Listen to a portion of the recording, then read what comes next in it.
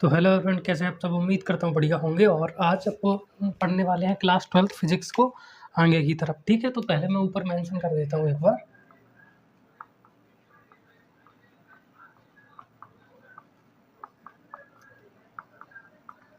12th physics. ठीक है, तो अब अपन जो कल लेक्चर पढ़ा था उससे आगे कंटिन्यू करने वाले हैं, लेकिन एक बार पहले रिवाइज कर लेते हैं कि कल अपन ने क्या क्या पढ़ा था। देखो, सबसे पहले अपन ने आवेश के बारे में पढ़ा था कि आवेश होता क्या है। आवेश एक तरीके से कहें तो एक पदार्थ का गुण होता है जिसके कारण वह विद्युत चुंबकीय बल को अनुभव कर सकता है या उसे उत्पन्न कर सकता है। हर वस्तु परमाणु से मिलकर बनी होती है। परमाणु इलेक्ट्रॉन, प्रोटॉन, न्यूट्रॉन से मिलकर बनता है और इलेक्ट्रॉन और प्रोटॉन के ऊपर समान आवेश होता है जिसे अपन बोलते हैं 1e। अब 1e की जो वैल्यू होती है वो होती है 1.6 इंटू 10⁻⁻⁹ कूलाम। और ये जो 1.6 इंटू 10⁻⁻⁹ कूलाम है, ये दो तरीके की हो सकती है, धनात्मक भी ऋणात्मक भी, क्योंकि आवेश की दो प्रकृति होती है, धनात्मक और ऋणात्मक। जो नेगेटिव आवेश होता है वो इलेक्ट्रॉन के ऊपर होता है, जो पॉजिटिव यानी धनात्मक आवेश होता है वो प्रोटॉन के ऊपर होता है। न्यूट्रॉन अपना उदासीन होता है, अर्थात उसके ऊपर कोई भी आवेश नहीं होता है। इसके अलावा अपन ने आवेश की जो यूनिट थी वो पढ़ी थी, इकाइयाँ। जैसे अगर आवेश और फैराडे में एक दूसरे में एक्सचेंज करने को आ जाए तो एक फैराडे बराबर होता है 96,500 कूलम आवेश के बराबर। इसके अलावा स्टैट कूलम क्या होता है 3×10⁹ ठीक है। इसके अलावा जो EMU इलेक्ट्रोमैग्नेटिक यूनिट है, इन सब के बारे में भी अपन ने कल के लेक्चर में अच्छे तरीके से पढ़ा था। तो कल का यानी पुराना रिवीजन करना बहुत ज़्यादा ज़रूरी है। उम्मीद है आप उसे बहुत बढ़िया तरीके से करेंगे। आज अपन आगे पढ़ने वाले हैं और सबसे पहले अभी मैं आपको ये बता देता हूँ कि कल के अपने टॉपिक क्या क्या रहेंगे। ठीक है, तो कल आज के अपने टॉपिक क्या क्या रहेंगे पहले उनको देख लेते हैं अपन।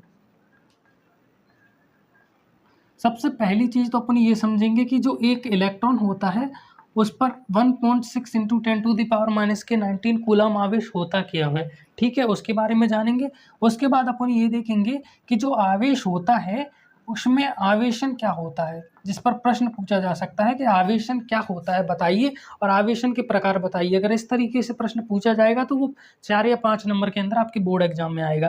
ठीक है, इसके अलावा जो क्वांटमीकरण का सिद्धांत है वो क्या होता है। ठीक है, क्वांटमीकरण पर प्रश्न पूछा जा सकता है। इसके साथ जो प्रश्न आ सकता है वो इसके ऊपर आ सकता है कि जो आवेश होता है उसमें जो कूलम का नियम है वो क्या है।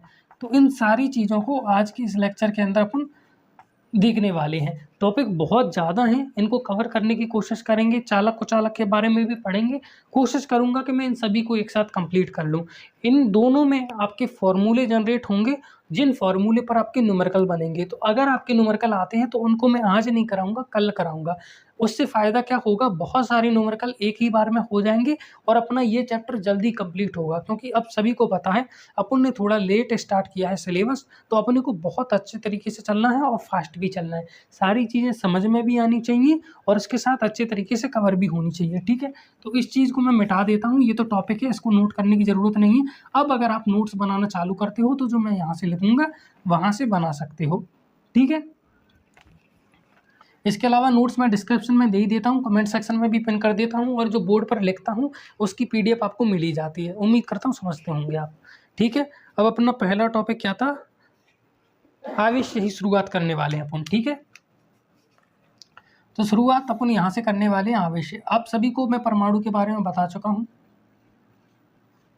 और परमाणु जो है वो बनता है इलेक्ट्रॉन, प्रोटॉन और न्यूट्रॉन से मिलकर। इसके बारे में भी आप अच्छे तरीके से जान चुके होंगे। आप सभी जानते हो एक इलेक्ट्रॉन पर जो आवेश होता है वो होता है 1e। एक प्रोटॉन पर जो आवेश होता है वो भी होता है 1e और एक न्यूट्रॉन पर जो आवेश होता है वो होता है 0। एक न्यूट्रॉन पर कोई आवेश नहीं होता। अब प्रश्न आपसे ये पूछा जा सकता है कि इलेक्ट्रॉन किस चीज़ से मिलकर बनता है। ठीक है, जैसे परमाणु इलेक्ट्रॉन, प्रोटॉन, न्यूट्रॉन से मिलकर बनता है, तो इलेक्ट्रॉन किन चीज़ से मिलकर बनते हैं, प्रोटॉन किस चीज़ से मिलकर बनते हैं, न्यूट्रॉन किस चीज़ से मिलते हैं। वैसे तो अब यहाँ से अगर आप अंदर चीज़ों को पढ़ते हो तो क्वांटम फिजिक्स चालू हो जाती है, लेकिन जहाँ तक पूछे प्रश्न जा सकते हैं आपसे बोर्ड एग्जाम में वो ये है कि ये जो अणु है, जो परमाणु हैं, उनके ये जो पार्टिकल हैं इलेक्ट्रॉन, प्रोटॉन, न्यूट्रॉन, ये क्वार्क से मिलकर बनते हैं। किससे मिलकर बनते हैं, क्वार्क से मिलकर बनते हैं। इन पर वस्तुनिष्ठ प्रश्न पूछे जा सकते हैं। अब क्वार्क जो होते हैं ये दो तरीके के हो सकते हैं, एक हो सकते हैं एक होते हैं अपक्वार्क, इन्हें हिंदी में भी अपक्वार्क भी बोलते हैं, और डाउन क्वार्क इनका हिंदी और अंग्रेजी अनुवाद सेम ही है, अपक्वार्क और डाउन क्वार्क। ठीक है, अब अपक्वार्क के ऊपर कितना आवेश होता है, +k2/3, और डाउन क्वार्क के ऊपर कितना आवेश होता है, -k1/3। दोबारा देखिए, अपनी हर चीज अपन आसपास देख रहे हैं वो सब परमाणु से मिलकर बनी है। परमाणु इलेक्ट्रॉन, प्रोटॉन, न्यूट्रॉन से मिलकर बना है, और ये जो अपने इलेक्ट्रॉन, प्रोटॉन और न्यूट्रॉन हैं वो मिलकर बनते हैं किस चीज से, क्वार्क से। और क्वार्क दो तरीके के होते हैं, अप क्वार्क और डाउन क्वार्क। अप क्वार्क के ऊपर +k2/3 आवेश और डाउन क्वार्क के ऊपर -k1/3 आवेश। अब जो एक इलेक्ट्रॉन होता है ये 3 क्वार्क से मिलकर बनता है। एक प्रोटॉन है, ये भी 3 क्वार्क से मिलकर बनता है, होप आपको इतना तो दिख रहा होगा। और एक न्यूट्रॉन है, वो भी 3 क्वार्क से मिलकर बनता है। अब बात वही है कि अगर क्वार्क के ऊपर आवेश है तो फिर इलेक्ट्रॉन, प्रोटॉन और न्यूट्रॉन के ऊपर आवेश क्यों नहीं है, जैसा कल बताया था मैंने। तो उसके पीछे का रीजन भी ये है कि एक इलेक्ट्रॉन 3 डाउन क्वार्क से मिलकर बनता है, 3 डाउन क्वार्क से मिलकर बनता है। एक प्रोटॉन 2 अप क्वार्क और 1 डाउन क्वार्क से मिलकर बनता है। और एक न्यूट्रॉन जो होता है ये 2 डाउन क्वार्क और 1 अप क्वार्क से मिलकर बनता है। डी का मतलब डाउन, यू का मतलब अप। इनको नोट करते चलो साथ में, है ना, क्योंकि इनसे प्रश्न पूछे जा सकते हैं, पिछली साल पूछा भी गया था। एक इलेक्ट्रॉन 3 क्वार्क से मिलकर बनता है जिसमें तीनों के 3 डाउन क्वार्क होते हैं। एक प्रोटॉन 3 क्वार्क से मिलकर बनता है जिसमें 2 अप होते हैं, 1 डाउन होता है। एक न्यूट्रॉन 3 क्वार्क से मिलकर बनता है जिसमें 2 डाउन होते हैं और 1 अप क्वार्क होता है। अब यहाँ से प्रश्न नहीं पूछा जाएगा, लेकिन समझने वाली बात यह है क्या कि यहाँ पर अब आपको कैलकुलेशन सीखनी है थोड़ी, चार्ज का प्लस माइनस। 3 डाउन क्वार्क हैं, अब एक डाउन क्वार्क के ऊपर कितना आवेश है, -k1/3। तो 3 के ऊपर कितना होगा, 3 का गुणा कर दो, बहुत आसान तरीका है ना। सॉरी, यहाँ पर ई लगाना मैं ध्यान भूल गया था। +k2/3 ई -k1/3 ई का मतलब आप सभी जानते हो, एक ई बराबर कितना होता है, 1.6 × 10⁻⁻19 कूलम आवेश। इतना तो आपको पता होगा। तो अप क्वार्क बराबर +k2/3 ई और डाउन क्वार्क -k1/3 ई आवेश। ठीक है, E = 1.6 × 10⁻⁻19 कूलम। एक इलेक्ट्रॉन में 3 डाउन क्वार्क हैं, एक डाउन क्वार्क पर -k1/3 आवेश है, तो 3 पर कितना होगा, तो 3 का गुणा कर दो। जैसे एक आम 2 रुपए का आता है तो 3 कितने के आएंगे, 3 का गुणा कर दो, 3 दूनी 6 रुपए के आएंगे। तो एक डाउन क्वार्क पर इतना आवेश है, 3 पर कितना होगा, 3 का गुणा कर दिया। अब 3 का गुणा करोगे तो 3 से 3 में भाग दोगे तो कितना आएगा, 1। जब कोई संख्या बटे में होती है तो उससे भाग दिया जाता है। 3 से 3 में भाग दोगे तो कितना आ गया, 1। और ई भी है साथ में, और माइनस लगाए तो माइनस लगा दिया। तो एक इलेक्ट्रॉन पर कितना आवेश निकल के आ गया, -k1 ई। और यही मैंने आपको बताया, एक इलेक्ट्रॉन पर जो आवेश होता है वो होता है 1 ई, और आप सभी को पता है इलेक्ट्रॉन पर जो आवेश होता है वो निगेटिव होता है। ठीक है, अब आ जाइए प्रोटॉन के ऊपर। प्रोटॉन पर 2 अप क्वार्क हैं, 1 डाउन क्वार्क है। तो 2 अप क्वार्क, एक अप क्वार्क पर कितना आवेश होता है, +k2/3। तो 2 पर कितना होगा, तो +k2/3 में आप ई में 2 का गुणा कर दो। भाई 1 पर 2/3 है तो 2 पर कितना होगा, 2 का गुणा कर दो। अब एक डाउन क्वार्क है, एक डाउन क्वार्क यानी -k1/3 ई। अब इस कैलकुलेशन को कर दो, 2 दूनी 4 ई आ गया बटा 3 +k -k1/3 ई। और ये तो अब आपको पता है, एक चिन्ह प्लस का है, एक माइनस का है, चिन्ह विपरीत होते हैं तो संख्या घटती है।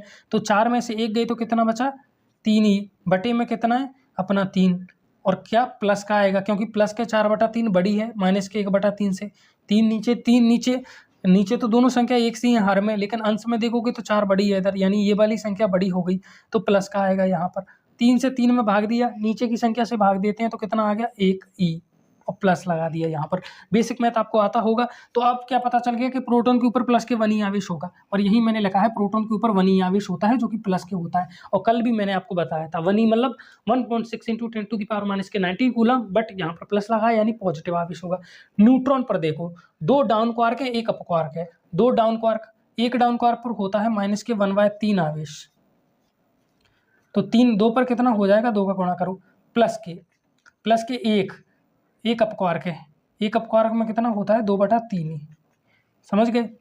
अब 2 का 2 में गुणा कीजिए, 4e/3, माइनस लगाए, माइनस लगा दिया, यहाँ पर क्या है प्लस के 2/3e।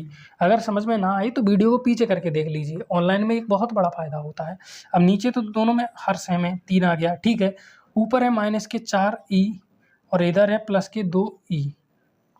माइनस के 4e में से प्लस के 2e, दोनों का चिन्ह अलग अलग है तो घटेंगे कि जुड़ेंगे, घटेंगे। 4 में से 2 गया तो कितना बचा, सॉरी एक डाउन क्वार्क है, यहाँ पर थोड़ा सा गलत लिख दिया मैंने, 2 डाउन क्वार्क यानी माइनस के 1 है, 1 का 2 में मल्टीप्लाई किया तो माइनस के 2/3 ही आएगा, यहाँ पर 2/3 ही आएगा यहाँ पर, ठीक है। तो यहाँ पर भी 2 आएगा, थोड़ा सा मिस्टेक हो गया, अपन से दोबारा देख लो। 2 डाउन, एक डाउन में माइनस के 1/3 होता है, तो 2 में कितना हो गया, 2 का गुणा कर दिया, 2 का 1 में गुणा किया तो 2 ही आया। एक अपक्वार्क है, एक में कितना होता है प्लस के 2/3, तो एक में प्लस के 2/3 आ गया। दोनों को जोड़ो अब, तो माइनस के 2 प्लस के 2/3, ये दोनों जुड़ेंगे, 3 नीचे कॉमन आ गया, माइनस के 2 प्लस के 2, अब 2 प्लस और माइनस चिन्ह विपरीत हैं तो घटेंगे। अब 2e में से 2e घटेगा तो कितना बचेगा, समान में से समान जाएगा तो 0 बचेगा, 8 में से 8 के 0, 4 में से 4 के 0, है ना, बचे में कितना 0। अब 0 में किसी भी संख्या से भाग देते हो तो क्या निकल के आता है, 0, यानी न्यूट्रॉन पर कितना आवेश निकल के आ गया अपना, 0 आवेश। तो इस चीज़ को नोटिस कर लो, मैं एक बार और समझाऊंगा, अगर ना आए समझ में तो फिर वीडियो को पीछे करके देख लेना, बहुत ईजी चीज़ है। एक इलेक्ट्रॉन, प्रोटॉन, न्यूट्रॉन, ये सभी क्वार्क से मिलकर बनते हैं। क्वार्क 2 तरीके के होते हैं, अप और डाउन। अप पर होता है प्लस के 2/3 आवेश, माइनस के 1/3 आवेश होता है डाउन क्वार्क के ऊपर, ठीक है। एक इलेक्ट्रॉन 3 क्वार्क से मिलकर बना है, 3 डाउन क्वार्क आते हैं इसके अंदर, ठीक है। तीनों डाउन क्वार्क, अगर एक डाउन क्वार्क पर है माइनस के 1/3 आवेश, तो 3 पर कितना होगा, 3 का गुणा कर दिया, 3 का गुणा कर दिया तो 1 ही निकल के आया। एक प्रोटॉन 2 अप और 1 डाउन से मिलकर बना है, 2 अप बोले तो 2 का गुणा कर दिया 2/3 में, क्योंकि एक अप पर 2/3 आवेश है तो 2 पर गुणा कर दिया 2 का। एक डाउन क्वार्क यानी कि ये माइनस के 1/3, तो ये लिख दिया, ठीक है। फिर ये कैलकुलेशन कर ली, एलसीएम करना तीसरी चौथी कक्षा में सिखा दिया जाता है। उम्मीद करता हूँ ये आपको आ गया होगा, ठीक है। तो अब इसको आप नोट कर लो, उम्मीद कर लिया होगा।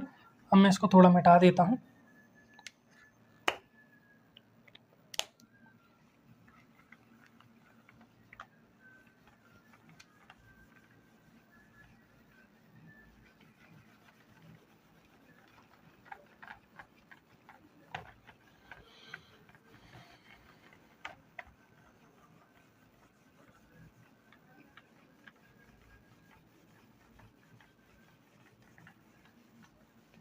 अब मैं कोशिश करूंगा कि आपको ज़्यादातर चीज़ें जो समझा रहा हूँ वो क्वेश्चन के फॉर्म में समझाऊँ, जिससे आपको क्या है पेपर में लिखने में भी आसानी होगी, ठीक है। बाकी डेफिनेशन वगैरह मैं यहाँ पर तो कम ही लिखूंगा, क्योंकि आपको नोट्स वगैरह में लिखी मिल जाती हैं, ठीक है। तो अगर आपसे ये क्वेश्चन पूछ लिया जाए, समझना, अगर आपसे ये क्वेश्चन पूछ लिया जाए कि आवेशन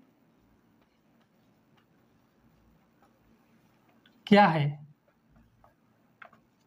यह कितने प्रकार का होता है, यह कितने प्रकार का होता है, इसके बारे में थोड़ी हिंट मैंने पिछली क्लास में दे दी थी, प्रकार का होता है, ठीक है। अब उत्तर लिखें अपन इसका।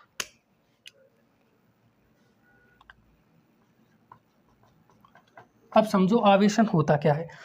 बेसिकली क्या होता है, किसी वस्तु पर अगर अपन आवेश उत्पन्न कर रहे हैं तो वो आवेशन कहलाता है, ठीक है। अब एक प्रश्न और, दो में कल का ही प्रश्न है कि अब चूंकि अपन इलेक्ट्रॉन, प्रोटॉन, न्यूट्रॉन से मिलकर बने हैं तो अपने ऊपर आवेश क्यों नहीं है। इसका आंसर आप कमेंट सेक्शन में लिख सकते हो, और अगर आपको आता है तो खुद से एक बार मन में बोलकर देख सकते हो कि कल जो मैंने पढ़ाया था वो आपको आता है कि नहीं, ठीक है। अब रही बात आवेशन की, तो आवेशन क्या होता है, किसी वस्तु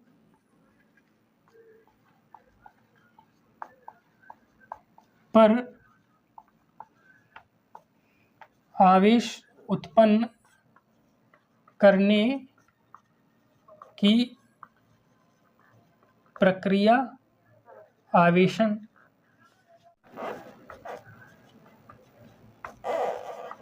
कहलाती है, ठीक है। नोट करते चलो, अगर अपन किसी भी वस्तु पर, किसी भी पदार्थ के ऊपर आवेश उत्पन्न कर रहे हैं, जैसे इस पेंसिल के ऊपर मैं अगर आवेश उत्पन्न कर रहा हूं तो वो क्या कहलाएगा? आवेशन कहलाएगा। वो जो प्रक्रिया है वो आवेशन कहलाएगी, है ना। यह 3 प्रकार की होती है। और बेटर डेफिनेशन आपको चाहिए थोड़ी बुक वाली फीलिंग में, तो वो आपको नोट्स में मिल जाएगी, जो आपको डिस्क्रिप्शन में मिल जाएंगे, बिल्कुल फ्री होती है। ठीक है, ये 3 प्रकार की होती है। अब वो 3 टाइप कौन कौन से हैं ये भी एक बार देख लो। सबसे पहला है घर्षण, दूसरा है चालन।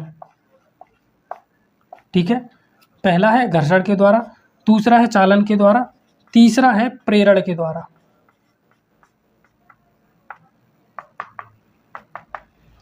इन दोनों प्रक्रियाओं में वस्तुओं को एक दूसरे से टच कराना पड़ता है, जबकि तीसरी प्रक्रिया में अपन प्रेरण द्वारा ही काम कर सकते हैं। अब मैं इनको समझा रहा हूँ, ठीक है। डेफिनेशन यहाँ पर कम लिखूंगा, नोट्स में से देख लेना, वरना एक काम करो, अभी यहाँ पर डेफिनेशन लिखी आ रही होंगी पूरी। ठीक है, पेज ऐड कर दिया मैंने। अब आ जाओ दोबारा, घर्षण, चालन और प्रेरण। ठीक है, सबसे पहले घर्षण की प्रक्रिया क्या होती है। देखो मेरे पास ये पेंसिल है, ठीक है। अभी मैंने कागज़ के छोटे छोटे टुकड़े यहाँ से ले लेता हूँ थोड़ा, अगर आपको कैमरे में दिख जाए तो बहुत बढ़िया बात है। ठीक है, ये कागज़ के छोटे छोटे टुकड़े हैं और ये मैंने ऐसे हथेली पर रख दी है अभी। और अगर मैं अपनी पेंसिल को इनके पास लेके जाता हूँ तो ये इस तरीके से छूट जाते हैं, उससे चिपकते नहीं हैं। हालांकि अभी थोड़ी नमी है, फिर भी ये उससे चिपक नहीं रहे। अब मैं एक काम करता हूँ, इसको ऐसे रगड़ता हूँ अपने हाथ से या फिर अपने कपड़े से नीचे भी। अब इनके पास लेकर जाता हूँ तो ये इससे चिपकने लगते हैं। हालांकि ये मेरा कपड़ा थोड़ा सूती नहीं है, या फिर ये कोई दूसरे मटेरियल से बना है, थोड़ा प्लास्टिक टाइप, तो अभी ये वर्क नहीं कर रहा। पर आप एक काम कर सकते हो, अब अभी आप ऐसा कोई कपड़ा पहने होगे, देखो ये लटका हुआ है ना, इस तरीके का कोई भी कपड़ा पहने होंगे, है ना, उससे एक बार रगड़ के, या अपने पैंट या जीन्स से एक बार अपनी पेंसिल को रगड़ के कागज़ के छोटे छोटे टुकड़ों के पास लेके जाना, तो वो उससे क्या है, उनसे चिपकने लगेंगे। इसके पीछे का कारण अभी मैं आपको समझा देता हूँ कि घर्षण की वजह से आवेश किस तरीके से उत्पन्न किया जाता है। देखिए, कोई भी अपने पास ये परमाणु है, उसके पास इलेक्ट्रॉन होते हैं बाहर जो चक्कर लगा रहे होते हैं। अब ये इलेक्ट्रॉन थोड़ी सी ऊर्जा पाकर बाहर निकल जाते हैं, किससे? उस परमाणु से। इलेक्ट्रॉन को थोड़ी सी ऊर्जा चाहिए और परमाणु से बाहर निकल जाएंगे, जो मैंने कल भी आपको समझाया था। ठीक है, तो अब मैं 2 हथेलियों को घिसता हूँ तो वहाँ पर क्या होता है, ऊष्मा उत्पन्न होती है। जब 2 चीज़ें, जैसे आपने देखा होगा जो ड्रिलिंग मशीन वगैरह काम करती है, पत्थर वगैरह फोड़े जाते हैं, तो वहाँ पर चिंगारी उत्पन्न होती है, क्योंकि घर्षण से बहुत ज़्यादा ऊष्मा पैदा होती है। तो उसी ऊष्मा को पाकर इलेक्ट्रॉन वहाँ से निकल जाता है। और कल मैंने आपको बताया था कि किसी वस्तु से अगर इलेक्ट्रॉन निकल जाएगा तो उसके ऊपर धनात्मक आवेश आ जाएगा। ठीक है, तो ठीक उसी तरीके से 2 वस्तुओं में घर्षण उत्पन्न करने से वस्तु पर आवेश उत्पन्न हो जाता है। उत्पन्न आवेश की मात्रा तथा प्रकृति वस्तु की प्रकृति पर निर्भर करती है। हालांकि मैंने पेज ऐड कर लिया था, उसमें थोड़ी बड़ी डेफिनेशन लिखी है, मेरे पास स्पेस कम है तो मैं उसी हिसाब से लिख रहा हूँ, तो वहाँ से आप उसको अच्छे तरीके से नोट डाउन कर सकते हैं। अब ये आपकी समझ में आ गया होगा कि 2 वस्तु में घर्षण उत्पन्न करने से वस्तु पर जो आवेश उत्पन्न हो जाता है, और जो उत्पन्न आवेश की मात्रा तथा प्रकृति होती है वो वस्तु की प्रकृति पर निर्भर करती है। फॉर एग्जाम्पल के लिए रेशम की छड़ ले ली मैंने। रेशम की जो छड़ है उसको अगर मैं रेशम को अगर मैं कांच की छड़ से रगड़ूंगा तो जो रेशम होता है इस पर पॉजिटिव आवेश आता है, और जो कांच होता है इसके ऊपर नेगेटिव आवेश क्रिएट होता है। ठीक है, ये क्यों होता है? क्योंकि इनकी प्रकृति ही ऐसी है। किसी एक तरीके से कहें तो पदार्थ के अंदर से इलेक्ट्रॉन बहुत ज़्यादा जल्दी निकल जाते हैं, क्योंकि वो उसी तरीके के परमाणु से मिलकर बना है कि उसमें इलेक्ट्रॉन ज़्यादा बाहर स्थित होते हैं। परमाणु की संरचना कुछ इस तरीके की रहती है कि बीच में प्रोटॉन रहते हैं, कल भी बताया था, और इलेक्ट्रॉन इस तरीके से चक्कर लगा रहे होते हैं। तो जो दूर के इलेक्ट्रॉन होते हैं, जो दूर चक्कर लगा रहे हैं, उनको निकालना बाहर होता है, क्योंकि उन पर परमाणु बल नहीं लगा पाता, क्योंकि वो दूर होते हैं। मैंने बताया था ना, किसी चीज़ के एरिया में अगर कोई चीज़ होगी, अब जैसे सूरज पृथ्वी पास पास है, तो वो एक दूसरे पर बहुत अच्छे तरीके से बल लगा रहे हैं। लेकिन कोई ग्रह बहुत दूर है अपनी पृथ्वी की तुलना में सूरज से, तो सूरज उस पर उतना फोर्स जनरेट नहीं कर पाएगा। तो सेम चीज़ ये है, कुछ परमाणु में इलेक्ट्रॉन जो होते हैं वो बहुत बाहर स्थित होते हैं। इस वजह से होता क्या है, परमाणु उन्हें अच्छे तरीके से बांध नहीं पाता और उन्हें थोड़ी सी ऊर्जा मिलती है, तो उनके जो इलेक्ट्रॉन होते हैं वो निकल जाते हैं। ठीक है, तो दो वस्तुओं में घर्षण उत्पन्न कराने से उन पर जो आवेश उत्पन्न होता है, और ये जो आवेश उत्पन्न होता है उसकी मात्रा और प्रकृति, मात्रा यानी कितना आवेश उत्पन्न होगा, उसमें से कितना इलेक्ट्रॉन निकलेंगे, वो किस पर डिपेंड करता है कि वस्तु कैसी है। अब जैसे मैं बात करूं कि अगर आप लकड़ी को देखोगे तो लकड़ी में ऐसा होगा ही नहीं, क्योंकि लकड़ी में से इलेक्ट्रॉन आसानी से निकलते ही नहीं है, लकड़ी में तो करंट भी नहीं बहता। तो जबकि अगर आप लोहे के साथ करोगे, ये रेशम की छड़ के साथ करोगे, है ना, अगर आप गुब्बारे को अपने सूखे बालों से रगड़ो, फिर दीवार से चिपकाओ, तो वो चिपक के रह जाता है, क्योंकि उनके अंदर से इलेक्ट्रॉन तुरंत बाहर निकल जाते हैं। वो इस तरीके के पदार्थ से मिलकर बने हैं जिसके परमाणु ही ऐसे हैं जिनमें इलेक्ट्रॉन, मुक्त इलेक्ट्रॉनों की संख्या ज़्यादा है। जो बाहर के इलेक्ट्रॉन होते हैं ना, मुक्त इलेक्ट्रॉन कहते हैं। तो जिस पदार्थ के परमाणु में मुक्त इलेक्ट्रॉन ज़्यादा होंगे, उसके तुरंत ऊर्जा पाकर बाहर निकल जाएंगे। अब लकड़ी जैसी चीज़ में मुक्त इलेक्ट्रॉनों की संख्या कम होती है, तो उनमें से वो बाहर नहीं निकलते, इसीलिए क्या होता है, उनमें आवेश उत्पन्न नहीं होता। तो घर्षण है, हर चीज़ में आप उत्पन्न नहीं करा सकते आवेश। जैसे अभी मेरा जो एक्सपेरिमेंट है वो फेल हो गया, क्योंकि ये कपड़ा ही वैसा नहीं है, ये थोड़ा अलग प्लास्टिक टाइप का कपड़ा है। मोदी जी अभी कोई मिला नहीं था, मैंने तुरंत ही पहन लिया था, ध्यान नहीं दिया था कि रिकॉर्डिंग भी करनी है। ठीक है, दो वस्तु में घर्षण उत्पन्न करने से, इसको याद कर लेना, और ये उदाहरण के तौर पर मैंने यहाँ पर लिख भी दिया। तो ये घर्षण होता है। और दूसरी विधि है चालन की विधि। चालन की विधि में क्या होता है, अपन दो वस्तुओं को लेते हैं, उनमें एक आवेशित होती है। तो पहली वस्तु है ये आवेशित है अपनी, और दूसरी वस्तु है ये अनावेशित है अपनी। ठीक है, तो जो आवेशित है, मान लीजिए इसके ऊपर जो आवेश है वो प्लस आवेश है। अब जब आप इसको इससे टच कर दोगे तो इस पर मान लीजिए 20 कूलम आवेश था, प्लस के 20 कूलम, तो 10 कूलम इधर आवेश चला जाएगा, तो इस पर कितना बचेगा, 10 कूलम आवेश बचेगा। और इस पर भी आवेश इधर से बहता बहता इधर आ जाएगा, तो इधर भी 10 कूलम आवेश हो जाएगा। तो पहले 20 कूलम था, आधा इधर चला गया, आधा उधर ही रह गया। ये कुछ वैसे ही है, जैसे मान के चलो दो टंकी रख दी आपने, इतनी इतनी बड़ी, इतनी ऊंची जितना मैं हूँ, ठीक है, और उनको नीचे पाइप के द्वारा जोड़ दिया। एक में पानी भरा, एक में नहीं है, तो एक में से पानी दूसरी टंकी में जाने लगेगा, और जब तक दोनों का लेवल बराबर नहीं हो जाता तब तक वो पानी बहता रहेगा एक टंकी से दूसरी टंकी में। तो ठीक वैसे ही ये वस्तु ए है, मान के चलिए ये वस्तु बी है। अगर ए पर कोई आवेश है, हो सकता है माइनस के 20 कूलम होता, तो वो उसमें से क्या है, दूसरी वस्तु पर चला जाता, बी वस्तु पर, और जब तक दोनों में आवेश बराबर नहीं हो जाता तब तक ये बहाव चलता ही रहता, इधर से उधर या उधर से इधर। अगर ये वस्तु आवेश होती तो इससे इस पे आवेश जाता, अगर ये वस्तु आवेश होती तो इससे इस पे आवेश जाता। ठीक है, इससे छोटे मोटे प्रश्न बन सकते हैं जिनको मैं कल करवा दूंगा, और कोई नहीं पूछा जाएगा। हाँ, ये पूछा जा सकता है कि आवेशन की चालन विधि में क्या होता है, उसकी परिभाषा वगैरह लिखिए। तो उसमें दो, अब मैं बोल देता हूँ यहीं पर क्या लिखूंगी, इतना स्पेस है नहीं, कि आवेशन की चालन विधि के अंदर दो वस्तुओं को संपर्क में लाया जाता है, जिसमें से एक वस्तु आवेशित होती है और दूसरी वस्तु अनावेशित होती है। इसके कारण आवेशित वस्तु से अनावेशित वस्तु की ओर आवेश का स्थानांतरण होता है, तब तक दोनों वस्तुओं पर आवेश की मात्रा समान ना हो जाए। ये आवेश की चालन विधि हो गई। ठीक है, उम्मीद करता हूँ इसमें कोई दिक्कत नहीं होगी। तो इसमें जितना आवेश इस पर रहेगा फिर उतना ही आवेश इस पर रहेगा। तीसरी है आवेश की प्रेरण विधि। इसमें क्या किया जाता है, एक आवेशित वस्तु को यहाँ पर लिया जाता है, दूसरी वस्तु को यहाँ पर लिया जाता है। ये अनावेशित है और ये अपनी आवेशित है। ठीक है, उम्मीद करता हूँ दिख रहा होगा आपको, एक बार चेक कर लेता हूँ। हाँ, तो इससे नीचे का नहीं दिख रहा ना, कोई बात नहीं, आप ये समझ के चलिए, मैं ऊपर लिख देता हूँ। फिर ये आवेशित है, ये अनावेशित है। राइटिंग पर मत जाओ, अभी आप समझ जाओ इसको, बहुत है, क्योंकि आप अपनी कॉपी में अच्छे से नोट डाउन करो और बाकी जो PDF है मैं दे ही देता हूँ, तो उसमें से लिखना बहुत आसान होगा। मतलब आपकी हर प्रॉब्लम को मैं बहुत अच्छे से क्लियर कर देता हूँ और बाकी लास्ट में सारी चीज़ें कैसे करनी है वो भी समझा दूंगा, ठीक है।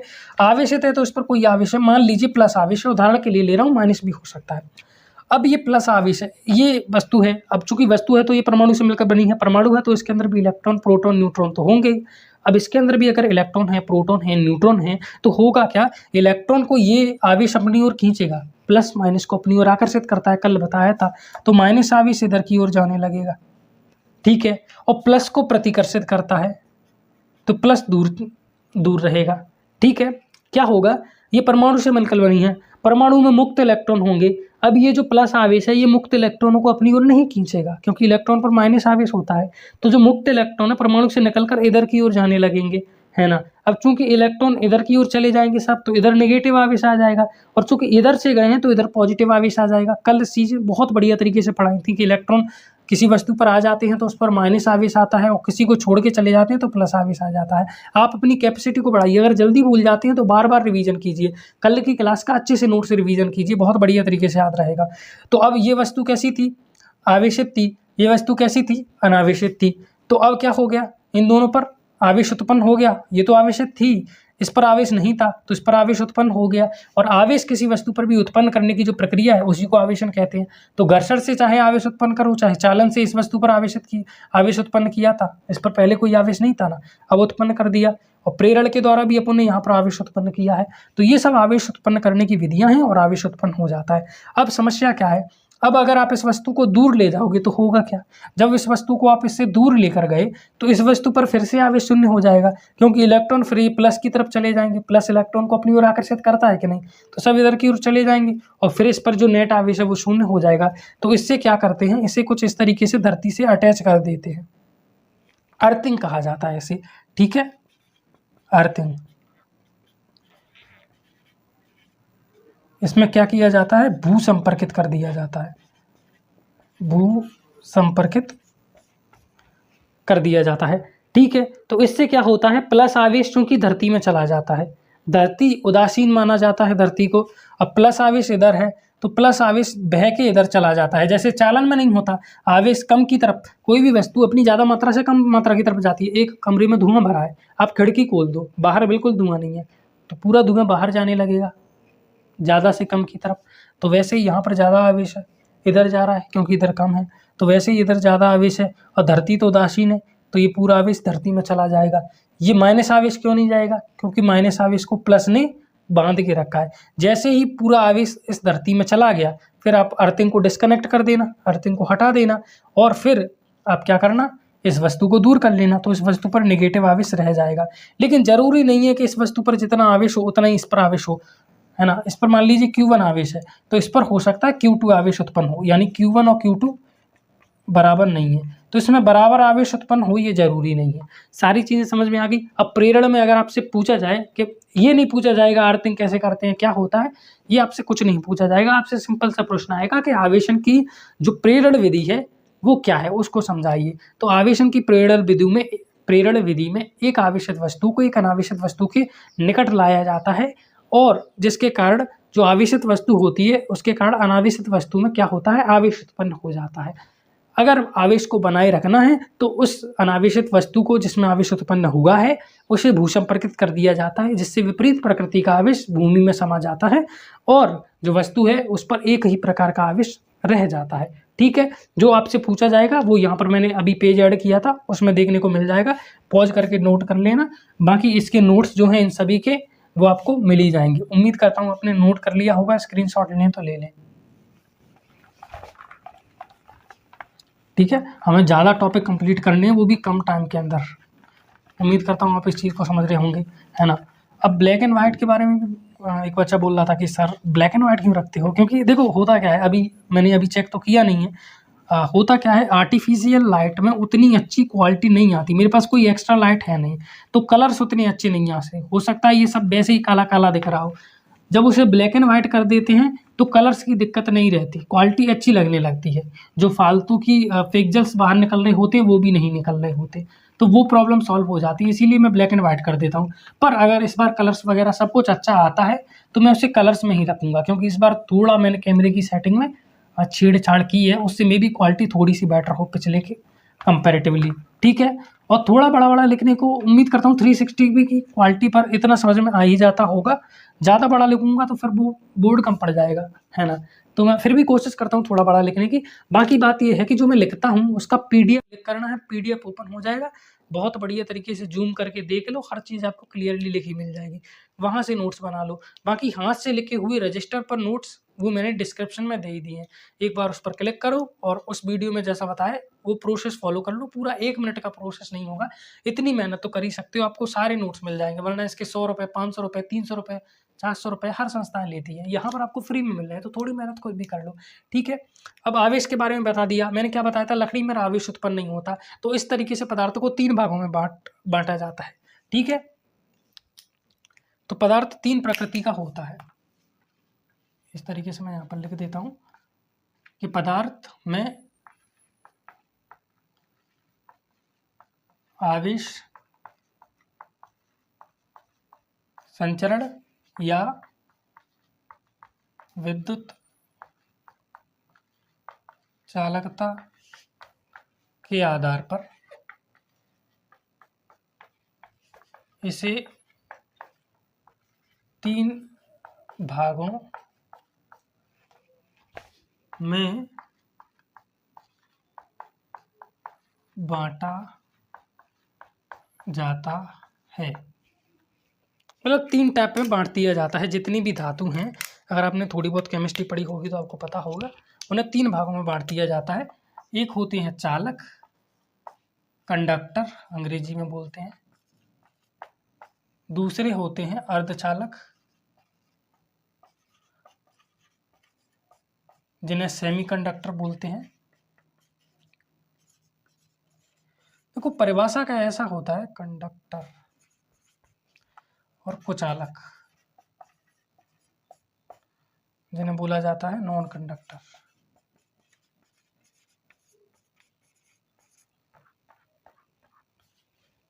ठीक है, ये उनकी इंग्लिश मीनिंग मैंने लिख दी है। अभी होते क्या है उनको देख लो। परिभाषा पर उतना ध्यान मत दिया करो, हालांकि आपके एग्जाम में परिभाषा ही आती है, लेकिन अगर आप एक बार बना के सीख गए उनको बनाना तो आप खुद से लिख कर आ सकते हो, ठीक है। जैसे चालक यानी कंडक्टर, तो चालक यानी कंडक्टर क्या होते हैं, वो जिनमें वैद्युत संचरण हो जाता है, ठीक है। अब मैं यहाँ पर लिख दूंगा शॉर्ट में, वैद्युत संचरण संभव है इनमें, और इनमें जो वैद्युत संचरण है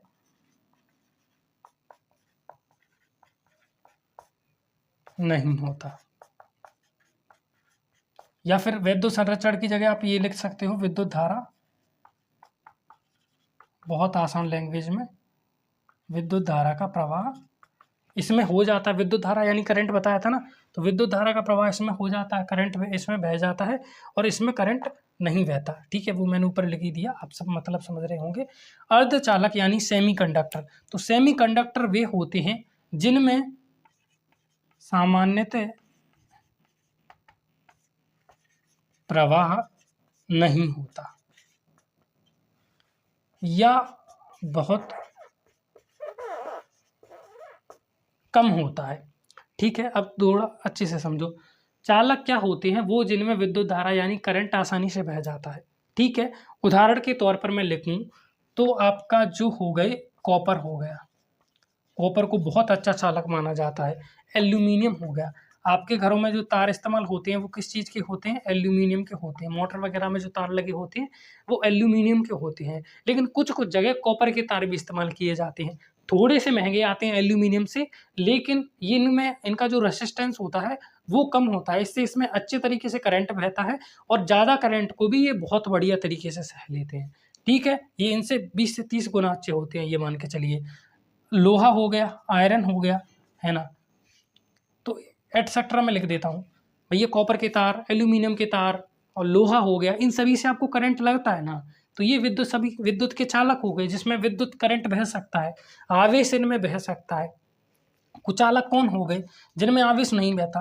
भाई लकड़ी में आवेश बहता है कि नहीं, पता होगा ना, लकड़ी में कोई भी तरीके का आवेश नहीं बहता, लकड़ी में आवेश नहीं बहता। प्लास्टिक से भी करंट नहीं लगता। जूते चप्पल पहनते हो, रबड़ के जूते चप्पल है ना, इनमें भी करंट नहीं लगता। एक उदाहरण और याद कर लेना, H2O पानी में भी करंट नहीं लगता, पर उसकी कंडीशन ये है कि वो शुद्ध होना चाहिए, ठीक है, एटसेट्रा। आपके पानी में करंट क्यों लग जाता है? जैसे पानी में हाथ मत डाल देना कि करंट नहीं लगता, पानी में करंट लग जाता है। अगर उसमें ऐसे आपने करंट डाल दिया, करंट के तार डाल दिए, तो उसमें से भी करंट बह जाता है। क्यों? क्योंकि ये जो पानी होते हैं इनके अंदर इलेक्ट्रोलाइट यानी आयन्स उपस्थित होते हैं। ये जो होते हैं इनमें बहुत बढ़िया तरीके में आयन्स उपस्थित होते हैं जिनके कारण करंट बह जाता है, ठीक है। लेकिन अगर मैं बात करूँ बिल्कुल शुद्ध जल की, तो उसमें केवल हाइड्रोजन और ऑक्सीजन आते हैं, H2O, और उसमें कोई भी करंट का प्रवाह नहीं होता, शुद्ध जल में नहीं होता। पर शुद्ध जल मिलता नहीं है क्योंकि सभी जगह आयन से मिला हुआ जल है, जो हमारे शरीर के लिए बहुत ज़्यादा लाभदायक होती है। हमारे शरीर में आयंस की कमी पानी से ही पूरी होती है, तो पानी पीना वैसे भी बहुत ज़्यादा ज़रूरी होता है, ठीक है। अर्धचालक यानी सेमीकंडक्टर, तो इनके अंदर आते हैं कार्बन हो गया, सिलिकॉन हो गया और जर्मेनियम हो गया। इनका उपयोग कहाँ पर किया जाता है वैसे तो नहीं पूछेंगे, लेकिन इनका उपयोग किया जाता है मोबाइल वगैरह की चिप बनाने में। जो रिमोट देखे होंगे टीवी के, उनमें हरी पत्ती सी होती है, तो उन सभी में अर्धचालक यानी सेमीकंडक्टर का उपयोग होता है। और डोंट वरी, सेमीकंडक्टर के नाम से एक सेपरेट चैप्टर भी है आपकी फिजिक्स के अंदर, बाद में अपन पढ़ेंगे, तो वहाँ पर अर्धचालक को डिटेल में समझा दूंगा। इनमें करंट फ्लो नहीं होता, लेकिन थोड़ी अशुद्धि मिला दो या थोड़ी सी छेड़छाड़ कर दो तो फिर इनमें करंट फ्लो होने लगता है। अब इनके पीछे का कारण क्या है? वही कारण है जो मैं यहाँ पर लिख देता हूँ, याद रख लेना। मुक्त इलेक्ट्रॉन इनमें सबसे ज़्यादा होते हैं। मुक्त इलेक्ट्रॉन यानी परमाणु से बहुत ज़्यादा दूर वाले, परमाणु में जो प्रोटॉन होता है उससे बहुत दूर वाले इलेक्ट्रॉन, तो वो आसानी से परमाणु को छोड़ के चले जाते हैं, थोड़ी सी ऊर्जा मिल जाए। इसीलिए जब करंट आता है तो इलेक्ट्रॉन बहने लगते हैं। अब इलेक्ट्रॉन बहने लगेंगे, इलेक्ट्रॉन पर माइनस आवेश है वो भी बहने लगेगा। और मैंने आपको क्या बताया, करंट कब पैदा होता है? जब आवेश बहता है। कुचालक में आप देखोगे मुक्त इलेक्ट्रॉन बहुत कम होते हैं, मुक्त इलेक्ट्रॉन बहुत कम होते हैं। तो मुक्त इलेक्ट्रॉन जब बहुत कम होंगे तो करंट डालोगे, करंट का मतलब क्या होता है? आवेश का बहना। इनमें कोई आवेश ही नहीं बहेगा। अब आवेश क्यों बहता है, कैसे बहता है, उसके लिए विभव जरूरी है। और विभव क्या होता है वो मैं आपको नेक्स्ट चैप्टर में पढ़ाऊंगा, क्योंकि नेक्स्ट चैप्टर का नाम क्या है? विद्युत विभव तथा धारिता। तो कुछ डाउट यहाँ पर पैदा होंगे जैसे ही चैप्टर को पढ़ोगे। नेक्स्ट चैप्टर में आधे डाउट क्लियर, फिर आगे के नेक्स्ट चैप्टर में आगे के डाउट क्लियर हो जाएंगे। सारी चीज़ें एक साथ नहीं समझाई जा सकती। अब जैसे दूसरे चैप्टर को मैं पहले चैप्टर में थोड़ी समझा सकता हूँ। अर्धचालक यानी सेमीकंडक्टर, इनमें जो होते हैं ये मान के चलो मुक्त इलेक्ट्रॉन चालक से ज़्यादा होते हैं, सॉरी चालक से कम होते हैं और कुचालक से ज़्यादा होते हैं, है ना। अर्धचालकों में मुक्त इलेक्ट्रॉन होते हैं, लेकिन कुचालक से थोड़े ज़्यादा होते हैं और चालक से कम होते हैं। चालक में बहुत ज़्यादा मुक्त इलेक्ट्रॉन होते हैं जो तुरंत छोड़कर भागने लगते हैं, और जब वो भागते हैं तो उनके संग आवेश भी जाता है, क्योंकि इलेक्ट्रॉन पर आवेशित होता है और आवेश बहता है तो करंट पैदा होता है, जैसा कि मैंने बताया। इसीलिए इनमें बहुत बढ़िया तरीके से करंट पैदा होता है, इनमें बिल्कुल नहीं होता। इनमें थोड़ी छेड़छाड़ करके पैदा किया जा सकता है, क्योंकि इनमें संख्या कम होती है। नोट डाउन कर लो इसको।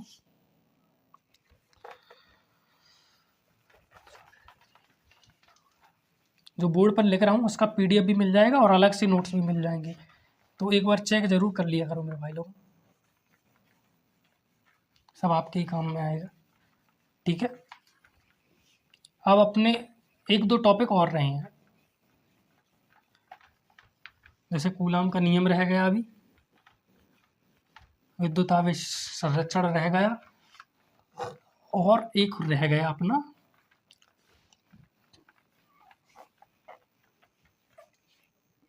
क्वांटमीकरण का नियम। तो अब दूसरा आपसे प्रश्न यहाँ पर पूछा जा सकता है कि आवेश संरक्षण सिद्धांत क्या है, इससे क्या आशय है, ठीक है। क्वेश्चन के रूप में भी बता दिया, आवेश संरक्षण सिद्धांत क्या है। थोड़ा बड़ा बड़ा भी लिख रहा हूँ तो पहले के मुकाबले, उम्मीद करता हूँ बढ़िया तरीके से दिख रहा होगा। आवेश संरक्षण सिद्धांत बहुत आसान है। वो ये कहता है कि किसी विलगित निकाय पर, हमें पूरी हिंदी नहीं लिख रहा, किसी विलगित निकाय पर आवेश ना तो उत्पन्न किया जा सकता है,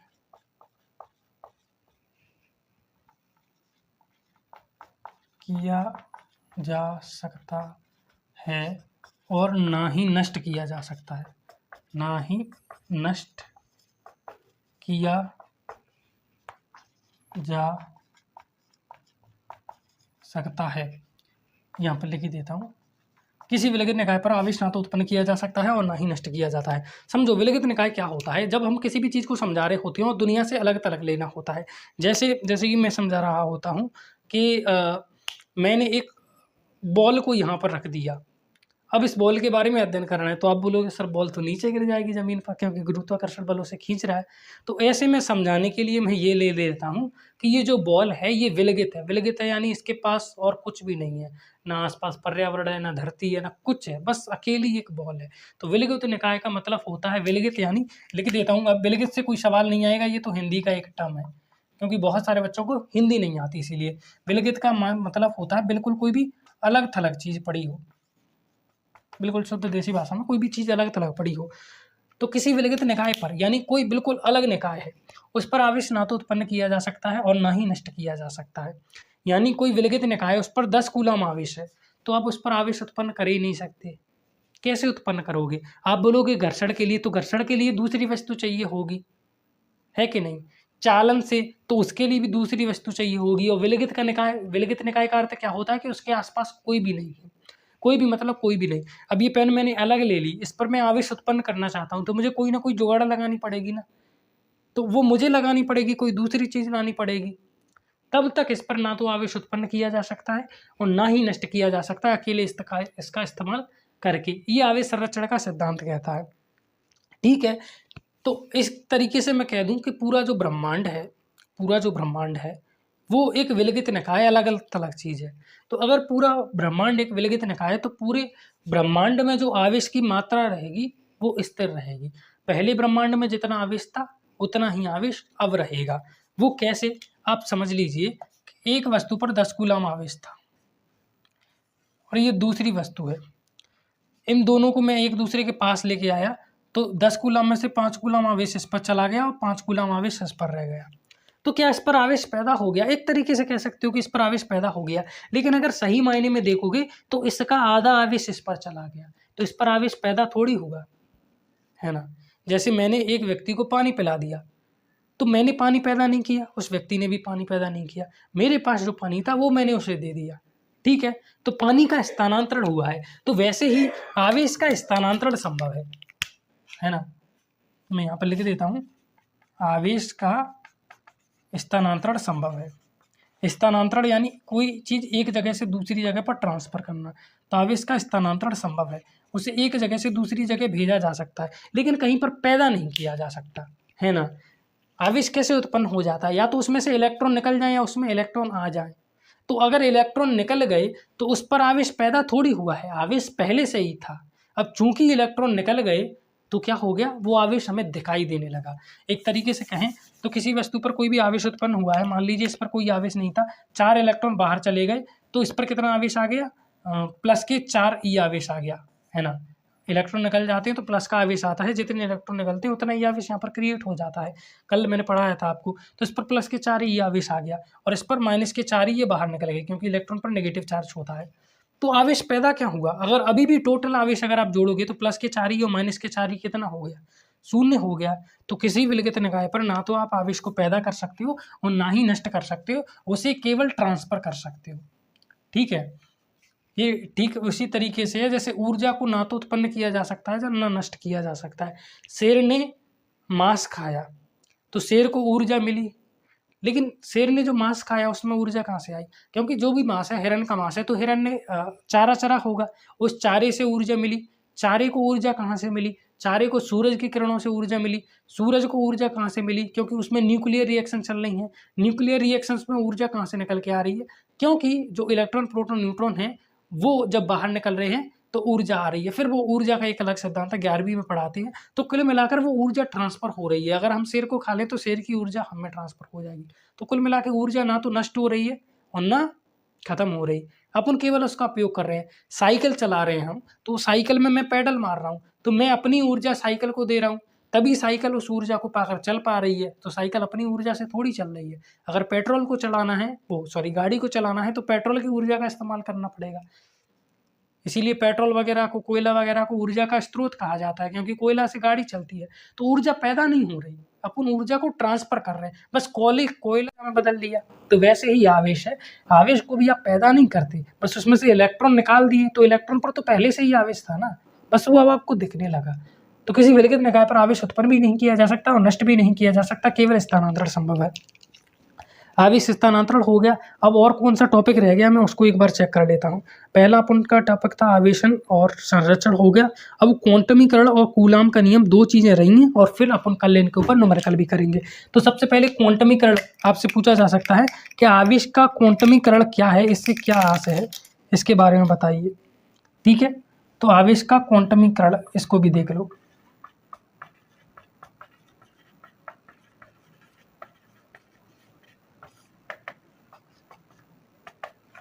आवेश का क्वांटमीकरण क्या होता है? आवेश का क्वांटमीकरण ये होता है कि किसी भी वस्तु पर जो आवेश का स्थानांतरण होता है वो एक निश्चित न्यूनतम मान का पूर्ण गुणज होता है ना। मैं अब इसको हिंदी में लिख देता हूँ।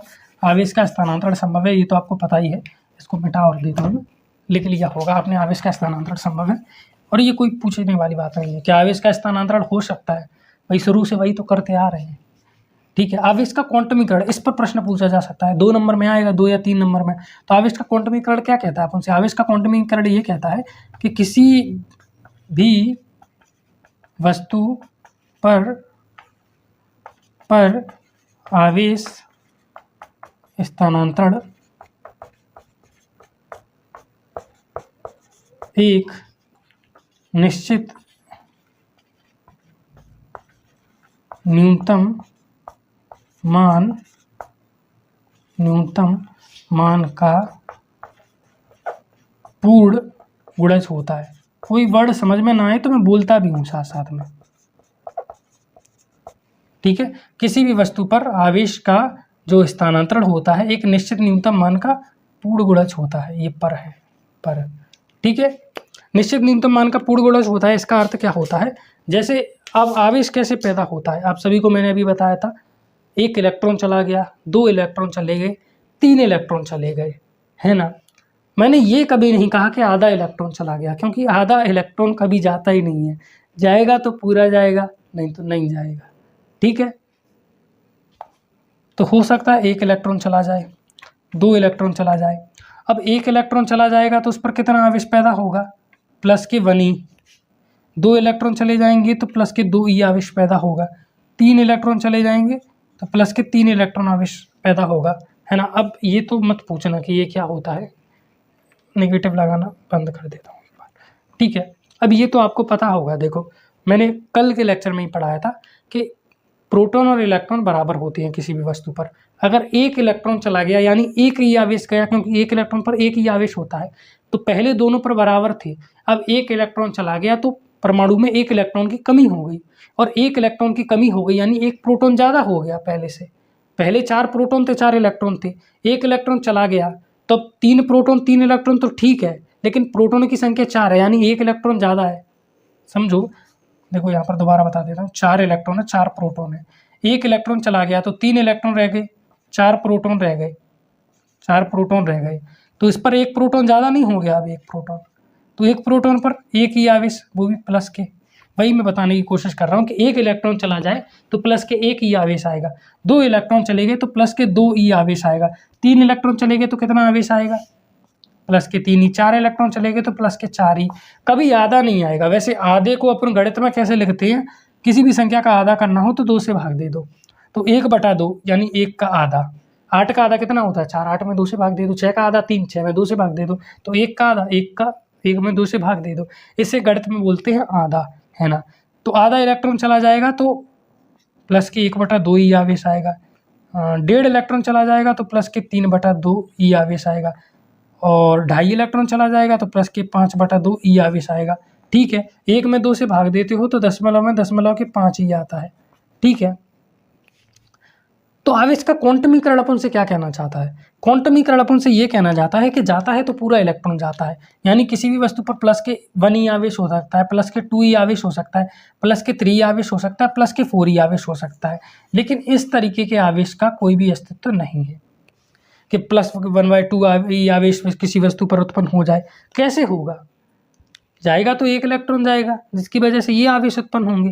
हो सकता है 5 ही हो जाए, 6 ही हो जाए, लेकिन ये आवेश पैदा कभी नहीं हो सकता कि आधा इलेक्ट्रॉन चला गया, 1.5 इलेक्ट्रॉन चला गया, है ना? वैसे ही माइनस के 1 इलेक्ट्रॉन आ गया किसी वस्तु पर तो माइनस के 1 ही आवेश हो गया, 2 इलेक्ट्रॉन आ गए तो माइनस के 2 ही, ऐसे 3 आ गए तो माइनस के 3 ही, लेकिन माइनस के 1.5 ई, माइनस के 2.5 ई, इस तरीके का आवेश नहीं आ सकता, है ना? ये दशमलव में लिखा है, इस तरीके का आवेश भी नहीं आ सकता। क्योंकि इलेक्ट्रॉन जाता है तो पूरा जाता है, और इलेक्ट्रॉन के जाने के कारण ही आवेश उत्पन्न होता है। तो किसी भी वस्तु पर जो आवेश का स्थानांतरण होता है, स्थानांतरण यानी आवेश का जाना होता है, वो एक निश्चित न्यूनतम मान, निश्चित यानी 1 हो गया, 2 हो गया, 3 हो गया, 4 हो गया, ये 2 हो गया, न्यूनतम मान यानी कम, इलेक्ट्रॉन कुछ निकल के जाते हैं, तो निश्चित न्यूनतम मान का पूर्ण गुणज होता है, यानी ई इनका पूर्ण गुणज होगा, 1 ई, 2 ई, 3 ई, 4 ई, उस पर जो आवेश होगा वो 1 के गुणा में होगा, 2 के गुणा में होगा, 3 के गुणा में होगा, वो एक निश्चित न्यूनतम मान का गुणज होगा। इसका नहीं होगा कि 1.5 का हो गया, 2.5 का हो गया, ये अनिश्चित है, ये निश्चित संख्या नहीं है, ये पूर्णांक नहीं है, ठीक है? ये पूर्णांक संख्या है। तो एक निश्चित न्यूनतम मान का पूर्ण गुणज होता है, यही आवेश का क्वांटमीकरण सिद्धांत कहना चाहता है कि कहीं पर अगर आपसे ये लिखा दिख जाए कि 1.2 ई किसी 1.2 ई, इस तरीके से 1.2 ई आवेश किसी वस्तु पर संभव है कि नहीं, तो आप सीधे बोल देना कि इस तरीके का आवेश किसी भी वस्तु पर संभव नहीं। कहीं पर लिख जाए 9/2 ई आवेश किसी वस्तु पर संभव है कि नहीं, तो 9/2 में आप 9 से भाग दोगे तो नहीं जाएगा, तो ये बटे में आवेश संभव नहीं है, ठीक है? अब क्या इसका अपवाद है? अभी तक तो अपवाद नहीं था, लेकिन अब अपवाद इसका पैदा हो गया, है ना? क्योंकि अभी मैंने आपको क्या बताया, इलेक्ट्रॉन क्वार्क से मिलकर बनता है, और क्वार्क पर कितना आवेश होता है? प्लस के 2/3 ही, माइनस के 1/3 ही आवेश होता है। तो ये तो जिसकी मना कर रहे थे कि प्लस के 2/3 ही या 3/2 बटे में आवेश नहीं जा सकता, जाएगा तो पूरा ही जाएगा, ये तो उसका अपवाद है। तो इसे अपवाद के तौर पर लिख लो, क्योंकि पहले इसकी खोज नहीं हुई थी, अभी कुछ सालों पहले ही इसके बारे में पता चला है कि इस तरीके का आवेश क्वार्कों के ऊपर एग्जिस्ट करता है, तो वो फिर उसका एक अपवाद हो गया। अपवाद यानी ये इसके नियम को फॉलो नहीं करता यहाँ पर, लेकिन नियम आपको याद रखना है क्योंकि आपके सिलेबस के अंदर है और ये हर वस्तु पर अप्लाई होता है। हाँ, अगर आप वस्तु के अंदर जाओगे, परमाणु के अंदर, इलेक्ट्रॉन, प्रोटॉन, न्यूट्रॉन पर जाओगे और फिर इलेक्ट्रॉन के अंदर जाओगे तो इलेक्ट्रॉन इनसे मिलकर बनता है, पर ये कभी इलेक्ट्रॉन को छोड़कर ऐसे जाते नहीं हैं, जाएगा तो पूरा इलेक्ट्रॉन ही जाएगा, नहीं तो नहीं जाएगा। इसीलिए किसी भी वस्तु पर इस तरीके का आवेश संभव नहीं है, नोट कर लो, ठीक है? अब लास्ट एंड फास्ट है अपना कूलाम का नियम, जिसको तुरंत पढ़ लेते हैं अपन और फिर कल इसके ऊपर क्वेश्चन अप्लाई करेंगे। सॉरी, क्वेश्चन भी पैदा नहीं किए जा सकते, क्वेश्चन का अस्तित्व रहता है, बस हम तो उन्हें खोजते हैं। मजाक कर रहा था।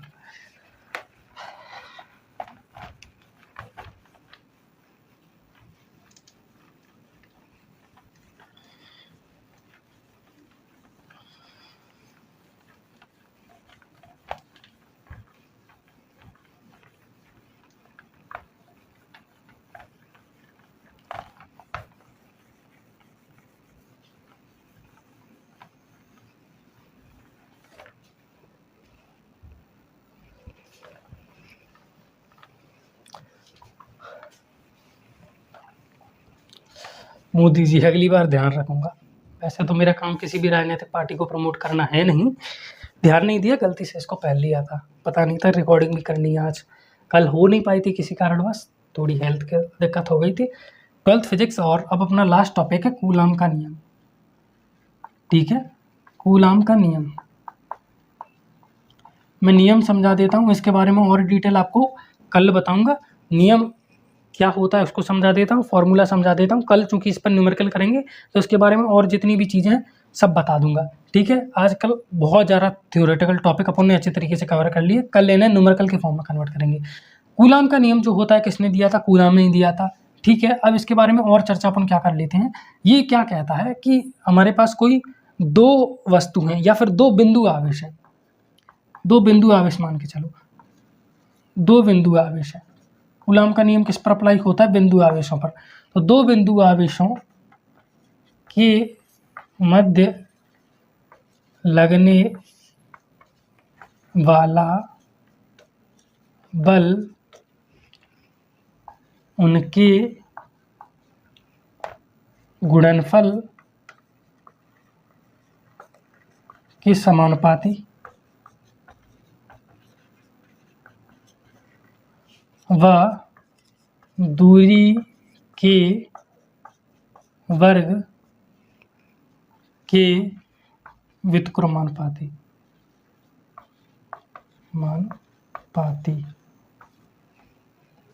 व्युत्क्रमानुपाती होता है। दो हमारे पास बिंदु आवेश हैं, उनके मध्य जो बल लगेगा वो समानुपाती होगा उनकी दूरी के, और व्युत्क्रमानुपाती होगा उनके दूरी के वर्ग के। सॉरी, कुछ इस तरीके से समझो, उनके बीच लगने वाला बल यानी एफ से दर्शाते हैं। एफ का अर्थ होता है फोर्स, एफ फॉर फोर्स, इसीलिए उसे एफ से दर्शा देते हैं। कोई नहीं पूछेगा आपसे, बस एफ लिखा आएगा, समझ जाना कि एफ फॉर फोर्स है। एफ इज इक्वल टू नहीं, समानुपाती के बारे में बताया था इन्होंने। समानुपाती होता है किसके? उनके गुणनफल के। तो एक बिंदु आवेश मान लीजिए Q1 है और दूसरा आवेश मान लीजिए Q2 है। गुणनफल जरूरी नहीं है इनके बीच में गुणा लगाया जाए, अगर बिंदी लगी है इसका मतलब भी गुणा ही होता है। तो Q1 और Q2 का गुणनफल जो होता है, इनके बीच लगने वाला बल इनके गुणनफल के समानुपाती होता है। ये पहली चीज़ उन्होंने बताई थी, समीकरण 1 बोल दो इसे। दूसरी चीज़ उन्होंने क्या बताई थी कि उनकी दूरी के वर्ग के व्युत्क्रमानुपाती होता है। तो व्युत्क्रमानुपाती यानी 1 दूरी को अपन r से दर्शा देते हैं, उसके वर्ग के व्युत्क्रमानुपाती होता है। ठीक है, मैं ब्रैकेट में लिख भी देता हूँ। दूरी यहाँ पर r से दर्शा रहे हैं, आवेशों को अपन ने क्रमशः Q1 और Q2 से दर्शाया है, और बल को यहाँ पर अपन F से दर्शा रहे हैं। डेफिनेशन नोट्स में बहुत बढ़िया तरीके से लिखी मिल जाएगी। तो बल समानुपाती होता है Q1 Q2 के गुणनफल के, और व्युत्क्रमानुपाती होता है दूरी के वर्ग के। समानुपाती का मतलब होता है कोई चीज़ को बढ़ाएं दूसरी चीज़ भी बढ़े, तो इन दोनों का गुणनफल अगर बढ़ता जाएगा तो उनके बीच का बल भी बढ़ता जाएगा, अर्थात ये समानुपाती है ना। और दूरी व्युत्क्रमानुपाती का अर्थ है कि घटना, अगर दूरी का वर्ग इनका बढ़ रहा है तो इनके बीच का बल जो है घटना लगेगा। तो समीकरण 1 और 2 से मैं कह सकता हूँ, समीकरण 1 व 2 से अपने को क्या प्राप्त हो रहा है? अपने को प्राप्त हो रहा है F is proportional to Q1 dot Q2 बटा R स्क्वायर। देखो जरा ऐसे, F समानुपाती है Q1 Q2 के, F समानुपाती है Q1 Q2 के, व्युत्क्रमानुपाती है R स्क्वायर के। देख लो व्युत्क्रमानुपाती को कैसे लिखते हैं। अभी तक आपने, हो सकता है बहुत सारे बच्चे, मैंने कहा था ना 11th और 10th उनका उतना अच्छा नहीं रहता, ग्रामीण इलाकों से आते हैं, तो ये उनके लिए ठीक है। जब भी समानुपाती के चिन्ह को हटाते हैं कांस्टेंट निकल के आता है, तो यहाँ पर कांस्टेंट निकल के आएगा K, जिसकी वैल्यू होती है 1/4πε0। इनके बारे में कर चर्चा करेंगे, ठीक है। और Q1 इंटू Q2 बटा R स्क्वायर, ठीक है। यही कूलॉम का नियम है। दोबारा देख लो, मैं यहाँ से पढ़ देता हूँ। दो बिंदु आवेशों के मध्य लगने वाला बल उनके गुणनफल के समानुपाती, जो कि अपन ने यहाँ पर किया है, दूरी के वर्ग के व्युत्क्रमानुपाती, जो कि यहाँ पर किया है। इसको समीकरण 1 बोल दिया, इसको समीकरण 2 बोल दिया, ठीक है।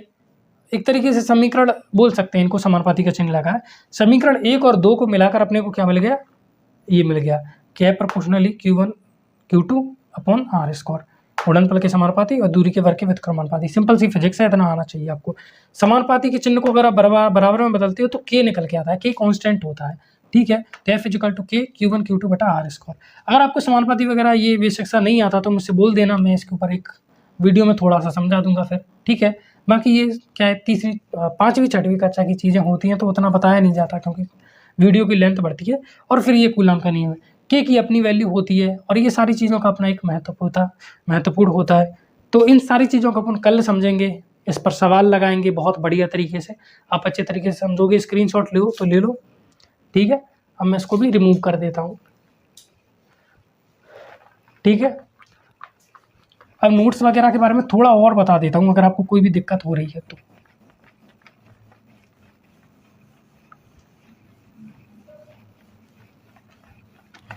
जब आप वीडियो को देख रहे हो तो उस पर लिखा होगा, वीडियो चल रही है उसके ठीक नीचे 12th physics lecture number 1 by master, इस तरीके से कुछ। तो अगर वहाँ पर ये लिखा है, अगर आप उसके ऊपर क्लिक करोगे तो नीचे डिस्क्रिप्शन ओपन हो जाएगा, फिर उसमें इसी कलर में, नीले कलर में एक लिंक दी गई होगी।